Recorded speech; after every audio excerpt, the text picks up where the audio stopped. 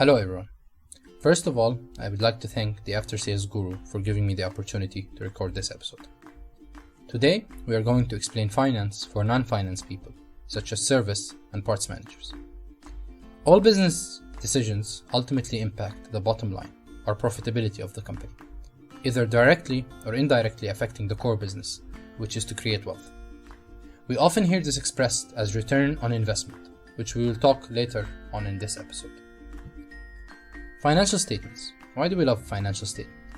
Financial statement translates the varied activities of an entire business into a set of numbers that provide information about the company's performance, problems and prospects that allow managers to identify opportunities and risks for the firm or its partners.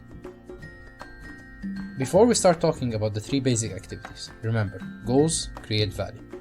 The three basic business activities are operations, which is effectively using companies to create growth and profits, investing, making sound investments in companies' resources, finances, managing cash inflows and outflows, making prudent funding decisions. Moving on, what are three ways to describe the company? First of all, doing it right. This includes income statement, revenues, expenses, and earnings. Then being efficient, balance sheet, assets, and cost of capital.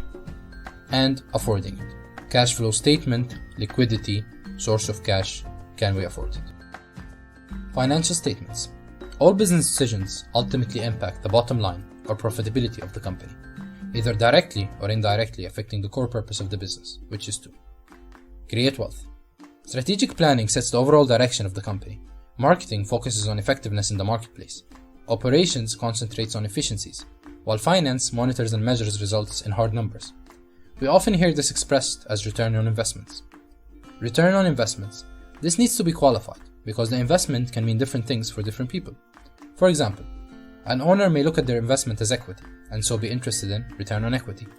An operating manager may be responsible for a particular asset and be interested in return on assets, while a financer will also be interested in return on capital. The two fundamental reports managers must learn to use to measure and monitor the dealership's progress in finance are the profit and loss statement and balance sheet. The profit and loss statement. The profit and loss statement, also known as income statement or statement of financial performance, measures the company's profitability over a specific trading period, usually monthly for internal management purposes and annually for external purposes. The P&L is a statutory report included in the annual report to stakeholders, including investors, bankers, and employees. It measures the return in ROI equation. Balance sheet. The balance sheet, also known as statement of financial position, shows the financial health of the company at a specific point in time in its history. It carries forward the financial performance of the firm since its inception. The balance sheet is prepared in concert with the profit and loss income statement, on a monthly basis for internal management use, and annually for statutory and annual report purposes. It measures the investment in the ROI equation. Now we will move on to how we measure the return on investment. Measures of success. Return on investment can be return on equity, return on assets, or return on capital. Profit and loss statement measures the return. Balance sheet measures the investment. Profit and loss statement, the return. The income statements measures the economic development over a certain time period. It matches the revenues and expenses, and the numbers can be estimates. The profit and loss statements or income statements look at how much money the business has made or lost over the last year or over the last month. The 5 key elements of P&L. You need to ask 5 questions. The questions always start with sales or revenue, because it is said that nothing happens until somebody sells something. The next question, cost of sales, looks at the direct invoice costs, which is sales minus the cost of sales. That gives us the gross profit. Everything else is some kind of overhead cost, either for administration, sales, marketing, or interest or tax purposes.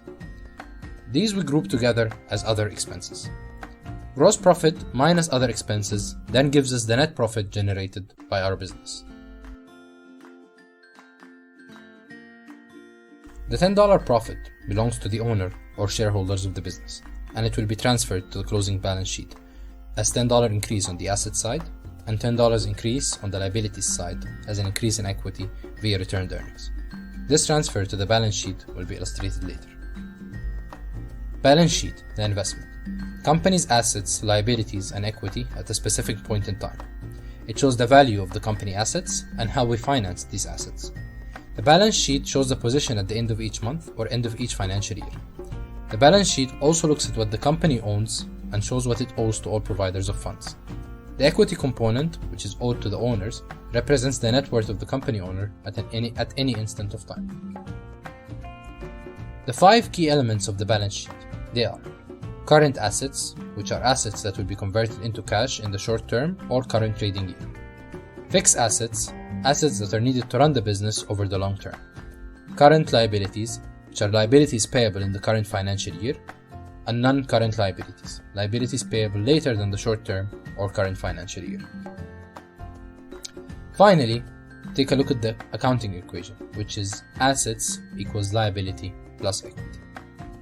Thank you again, and thank you for listening to this episode of the After Sales Group.